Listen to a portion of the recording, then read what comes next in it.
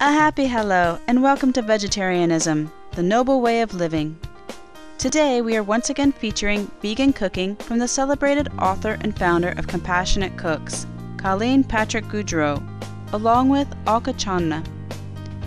To help promote and ease the progression to a healthy, cruelty-free lifestyle, Colleen has ingeniously put together a series of cooking presentations, written fantastic cookbooks, while offering free recipes on her website, CompassionateCooks.com.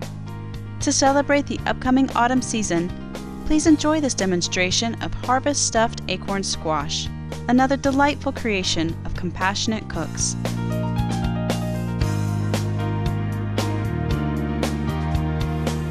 Now we're going to demonstrate an acorn squash stuffed with rice, nuts, dried fruits, and all kinds of lovely herbs, as well as some beautiful vegetables. That's beautiful. And you can use whatever squash you like. We're using an acorn squash, but you can use a butternut squash as well, or any squash you prefer. Exactly. Now, the most challenging part of making this meal is actually cutting the squash. Now, a nice little tip or a nice little trick that people like to use is slicing off a little bit of the squash just on the end over here so that the squash can stay flush on your cutting board. That way it doesn't roll around and result in some tragedies. And then you can just cut the squash lengthwise. It's nice if you can keep the stem of the squash there. That's really lovely. And then you'll have two beautiful halves like this. Yeah. At this point you can just scoop out the seeds. You can reserve the seeds, rinse them off, toss them in some olive oil and some herbs, put them in the oven, roast them, and it's a beautiful nutritious snack. So what we're going to do here is once the seeds have been scooped out and we have these hollowed out pieces of squash, we're going to put them face down on a cookie sheet. With no oil. That's right, no oil at all. Very healthy. Just put them face down on a cookie sheet. Bake them at 375 degrees in your oven for about 20 to 30 minutes. So we'll let them go. That's great. So while the squash is cooking, we can start our rice. Now you can use a brown rice for this, or you can use a combination brown rice and wild rice. Actually, did you know that wild rice is actually a grass? It's not even a grain. So interesting. I love the taste of wild rice. It's got sort of a nutty flavor. It's nutty, it's very chewy. So here it is. Here's your brown rice. Here's your mixed rice. So you have so pretty. Isn't that gorgeous? You have red rice and brown rice and different lengths of brown rice as well. And then this is our rice all cooked up. And of course with rice, you want 2 cups of water to 1 cup of grain. So I also sometimes put in about 2.5 or 3 cups of water. And once the water boils, I put in a veggie bouillon cube, or you can just boil stock or vegetable broths, which gives a really nice flavor to the broth, to the rice. So once the water boils, you throw in your rice and you set your timer and you let it go for about 30 minutes or so. Great. Colleen, if you could pass me that frying pan, what we're going to do now is go ahead and saute the vegetables. Thank you. You're welcome. We have some onions chopped up and some beautiful celery chopped up. We're just going to warm up some olive oil.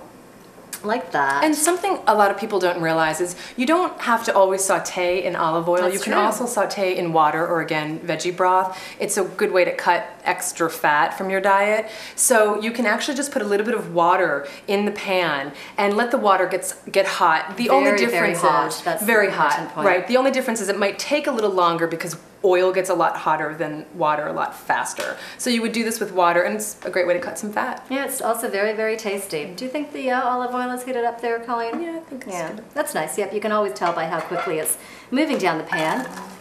There we go. And we've got some lovely celery. So we're going to go ahead and saute the onions and celery. Now this is going to take about 5 minutes. We're basically waiting for the onions to get translucent. So we'll let them cook. Now these onions are just sauteing away. That's beautiful. And very soon we'll be ready to make our stuffing. So actually, Colleen, if you could pass me the mixing bowl.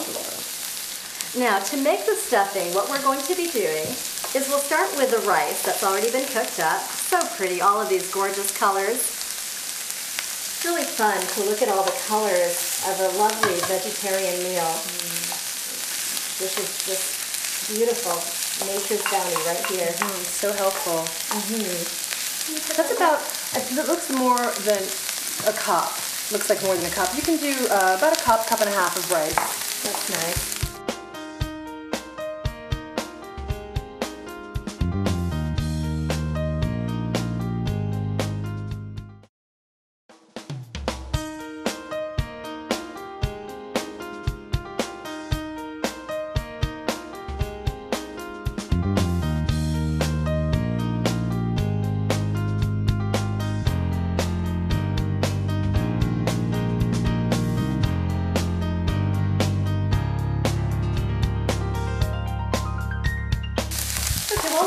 waiting for the veggies to saute, shall we go ahead and start putting our nuts and so on in? Sure. Why don't you talk about what we're putting in there, Alka? Well, we've got some beautiful chopped pecans. So gorgeous. I love nuts. I love nuts too. You know, there's this crazy notion that people don't eat nuts because they have a lot of fat, and in doing so, they actually skip really good fats. People hear about good fats and bad fats, and nuts are so good for you. They're so delicious, and especially in the case of walnuts, you're getting really, really essential omega-3 fatty acids, and it's really important to get these. Walnuts are a great source of these omega-3s. Fish get their omega-3s from phytoplankton, so it's actually a plant-based nutrient. Exactly.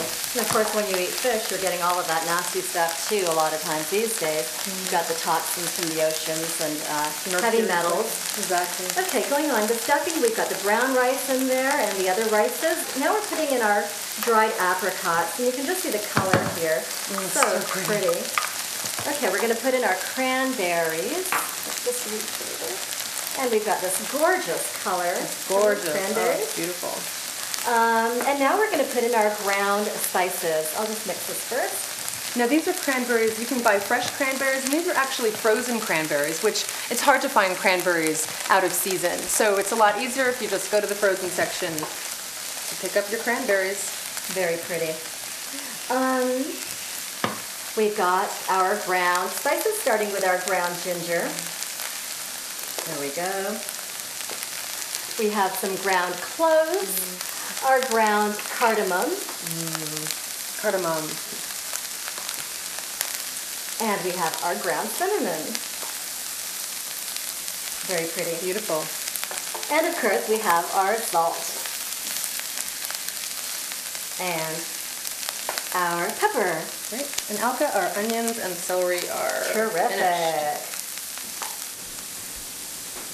And actually, once you put in the onions and the celery and mix it all in, this is a perfect stuffing on its own as a side dish. You don't have to put this in a squash.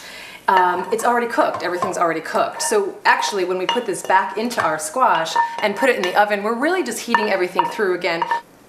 Beautiful. Oh, it smells so good. I wish you could smell it. It's really One day, the technology will be there. It's true, and you can make this at home, of course. So pretty. Okay, now what we're going to do is we're going to take the squash, which has come out of our oven. Look at that. You know, I think it's great to show everyone the difference in the color. You can see how yellow this is, and this is really perfect. And also the green is a lot darker. So that's a good way, and when your fork goes through it, obviously it's nice and soft. That's a good way to determine when it's done. And what we're going to do is we're going to go ahead and just scoop some of the squash out of the cooked squash and just go ahead and put it into into the stuffing. And you want to be careful when you're scraping your squash. You don't want to scrape too much squash because, first of all, you don't want to lose this gorgeous rim. It's a beautiful contrast with the rice, and also you don't want to create a hole in the squash. Right. You want it to maintain its integrity, basically. Maintain your structural integrity. That's very important. That's what it's all about. You hang on to this. I will hang on to this squash. Okay, so we put a little bit of squash into our stuffing. We're going to mix it up, like so. And that's it. That is our beautiful stuffing. It's really pretty, so that adds more color. Flavorful. It binds the stuffing together. Creates more flavor, obviously. Yeah, so really lovely. Beautiful. And Great. color. You'll need the squash back again. We'll need the squash back again. You were just holding it. Okay. Yeah. And what we're going to do here is, thank you. You're welcome. Colleen's a very good holder. I hold very well. Okay, we're going to go ahead and just put the stuffing, mound it into the hollowed out squash like that. Beautiful. Just try to mound it up so it's just so gorgeous. Okay, now we're going to put this back on the cookie sheet, face up this time. We're going to cover this in aluminum foil, have it on our cookie sheet, and put it back in the oven. Again at 375 degrees for probably about 20 or 30 minutes. Basically, the idea is that you want the stuffing to heat through, and you want the flesh of the squash to become totally soft. Nice, beautiful. And so we have our squash as a centerpiece. It's gorgeous as a centerpiece. It's just so beautiful. And obviously we have a plate with beautiful side dishes. Can you talk about some of the side dishes? Well, I see there are gorgeous mashed potatoes. Oh, mashed potatoes are my favorite. Mine too. And how about that bread stuffing? Stuffing's my favorite, actually. Oh, you have a lot of favorites. I do. I see that there are mashed rutabagas. Rutabagas are my second favorite. And what else do we have there? We've got cranberry relish. Oh, so pretty. Beautiful. Yes. Absolutely gorgeous. And some corn, some green beans with almonds. Some almonds. That's really lovely. And that's it. And no deprivation there. not at all.